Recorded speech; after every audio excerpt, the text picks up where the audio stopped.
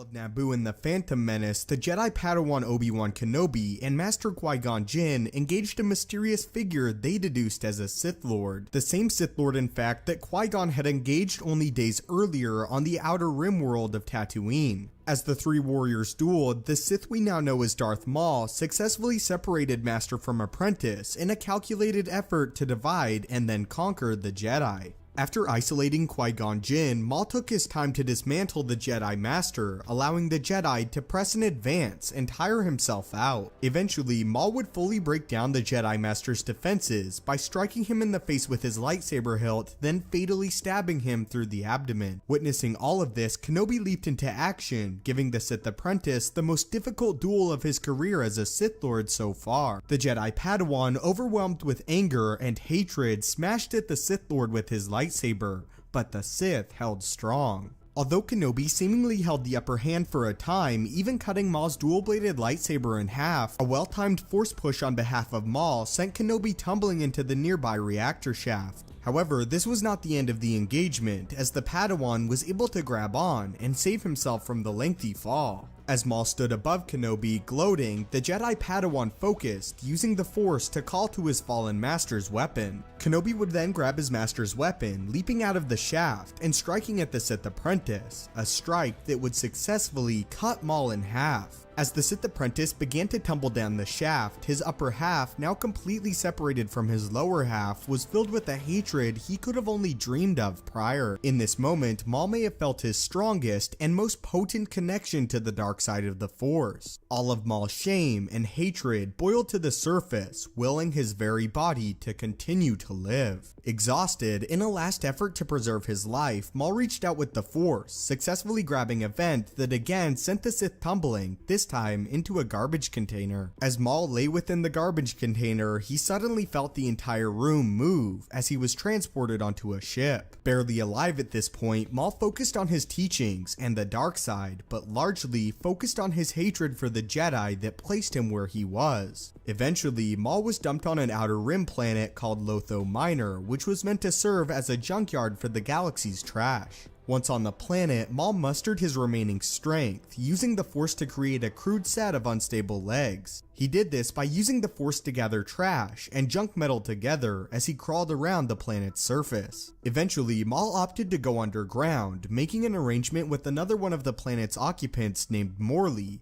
that Morley was to lead prey to Maul and Maul would allow Morley the leftovers. For over a decade, Maul remained in the depths of the planet, feeding on rodents, as all he held on to was his hatred and his pain. Over this period of time, what held Maul together began to tear him apart, as his immersion in the dark side caused a deep psychosis. Maul then utterly lost his mind, only retaining pieces of his past life, his master, and his training. But Maul never forgot the Jedi that defeated him that day on Naboo. As more time passed, Maul became more animal-like as he struggled to hold on to who he was before, only recalling pieces of his life, but strangely keeping the Sith and their way close in his mind. 12 years after his defeat, a completely broken Maul would be rediscovered and later restored by his very own brother, Savage Opress. Following this, Maul and Savage would go on to again bring chaos to the stars, as well as Kenobi himself. Maul would even take a brutal revenge on the Jedi Padawan that cut him so many years earlier, killing a dear friend of Kenobi in Duchess Satine. But that was a more detailed explanation as to how exactly Maul was able to survive his encounter with Obi-Wan, and even survive being cut in half. But what are your thoughts on this, and is this a good explanation as to how Darth Maul survived his duel and encounter with the Padawan Obi-Wan? May the Force be with you, and have a great day.